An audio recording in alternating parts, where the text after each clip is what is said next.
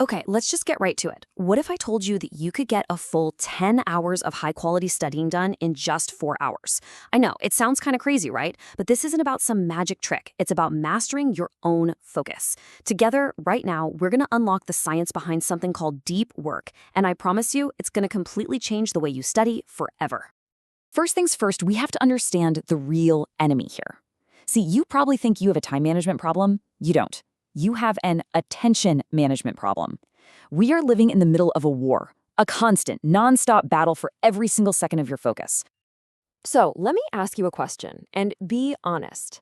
If you had to choose right this second, delete Instagram for just 21 days or fail your exams, which one would you pick? Now, this isn't just some random thought experiment. It's the invisible choice you're basically making every single time you sit down to study. Your phone, your notifications, every app on there, they are literally engineered to pull you away from what really matters.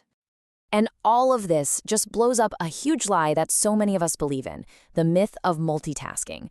We all think we're being so efficient, replying to a text while reading a textbook, then checking a quick email. But here's the hard truth. Your brain physically can't focus on two things at once. It's just switching back and forth really, really fast.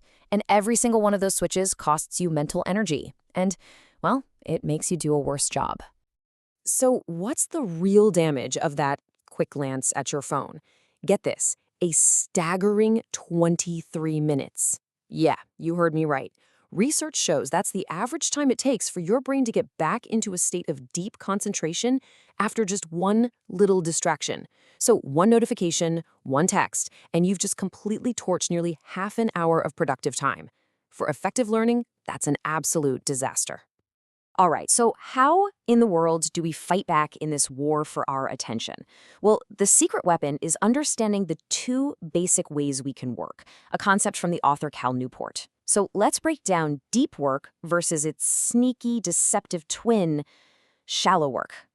First up, let's talk about shallow work. This is the ultimate trap of just feeling busy. You know what I'm talking about? Organizing your notes for the 10th time, rereading the same page over and over, answering messages in the group chat. It's easy stuff, it doesn't take much brain power, and it gives you this false sense that you're getting things done. But in reality, it produces pretty much zero valuable results. And then there's deep work. This, my friends, is the superpower. This is when you're completely in the zone. Phone is off, notifications are silenced, and you're tackling a really tough problem or actually absorbing a complex idea. It's hard, for sure. It takes intense focus. But this is where you learn super fast and produce your absolute best work. This is how that 10 hours of studying gets crushed into just 4.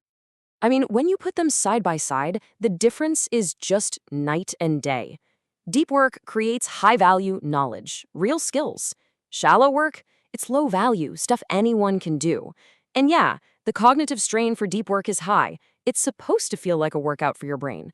But the outcome is literally the difference between mastery and mediocrity. The choice, when you see it like this, is pretty clear, isn't it? Okay, so we know we need more deep work. I get it. But I can hear you asking, how do I actually make this happen in my crazy busy life? Well, it all starts by choosing a philosophy, your personal game plan. Let's explore 2 really practical paths you can take, starting like today.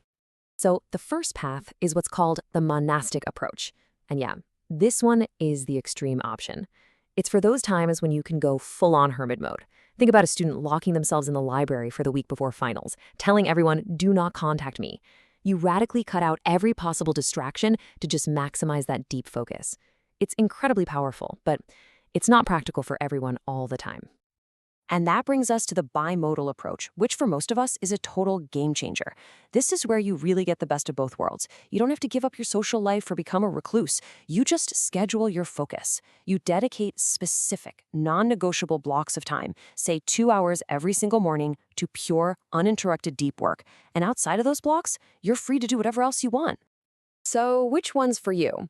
Well, if you're in an all-or-nothing sprint, like for final exams, the monastic approach might be exactly what you need. But if you're looking for a consistent rhythm to build a strong routine week after week, the bimodal approach is absolutely perfect for staying on top of everything without burning out. All right, we've covered the why and the what.